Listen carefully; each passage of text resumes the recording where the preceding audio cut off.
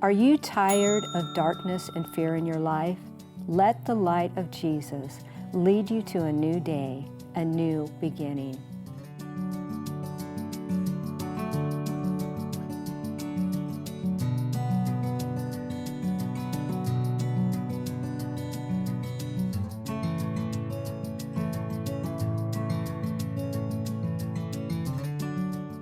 She's just a native Nashville girl who has traveled the world reaching millions with her songs.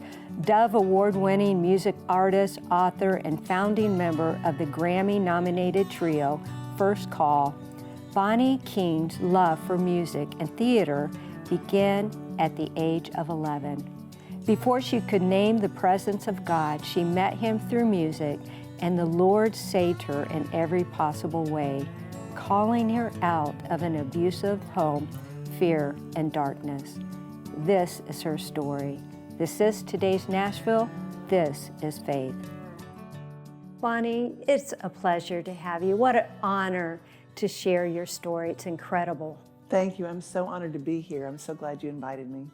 I love when I read your story, 11 years old, you were saying that you met God through song. Let's talk about it.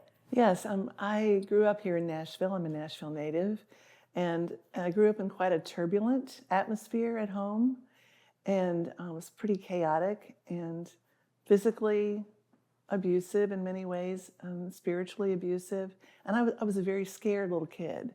I had a lot of migraine headaches by the time I was 6 years old, throwing up, just kind of a nervous wreck.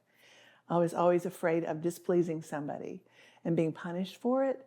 So I remember my first memory of God truly was Him introducing music into my life as a very young child. I began to hear a melody. I would go over and play it on the piano. And then as I got older, by the time I was 10 or 11, I feel like God just reached down into my life using music and harmony and all these gorgeous sounds to say, there is something beautiful here. There is something you're going to discover of me that will be gracious. And I believe He saved me truly through music. Well, was your family church-going family? Yes, or? Very legalistic, very, I was taught it was wrong to sing about your faith on a platform or with an instrument. I loved the hymns I grew up learning and the harmonies that I learned as a child, singing a lot of a cappella music, but I was taught that pretty much God was a punishing God, and I was punished very severely by one of my parents. So I didn't know what God was ever going to be angry with me about or how to actually be loved by God. And I believe he first really introduced me to Himself through the miracle of music. And then, of course, Christ through the years. But that kind of upbringing has informed my adult choices. And I've been through a lot of messy things in my life, but the Lord is continually healing me through all that. And I'm able to speak about it now, I think, more from a place of being on the other side of a lot of that pain. So 11 years old. Yeah. You met God. Yeah. Did you ever wonder if God was a punishing God? Or, Yeah. Oh, and when did you realize He wasn't? I think, like I was trying to say, like through the music, as a young child, I began playing piano when I was very young. I would play for hours. I came up with another name for myself that was kind of an alter existence in a weird way, for me to be able to withstand what was going on in my home and church. And it was like God was in that. God was in the music. God was in the calm of it and the peace of how it moved me. And then when I got older, I began to really study the scriptures and go, this is really not what I've been taught. This is really, when God is truly, I've always felt like God has always been saying, I want you to know who I am in spite of all that. So I never blamed God for the things that have happened. I've always felt like He's always taken me to the other side. So after that time, yeah, junior high, high school, yes.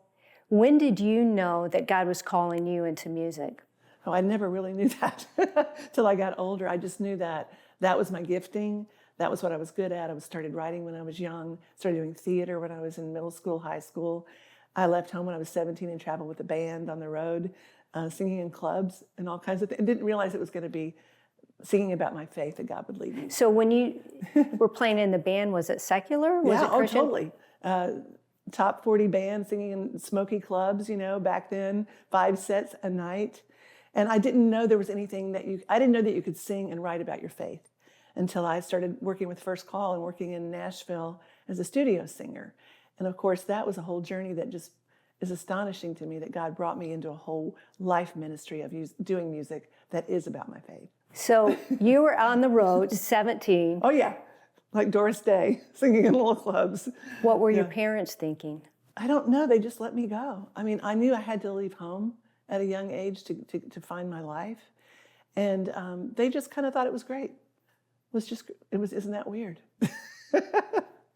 Bonnie, when was the time when God just said, okay, I'm taking you to a different direction? Yes. I mean, I think when I was 19 and 20, I started to really have a very visceral experience with Christ in the Word. And then I got into a community here in Nashville, Belmont Church, with Don Finto teaching about the grace of God, the mercy of God. And I met Marty McCall and Melody Tunney from First Call during that time. And I was on the road with Amy Grant and Russ Taff. I mean, I could see God was taking me into this unexpected life work that I'm just continually blown away by. Well, First Call, Grammy nominated.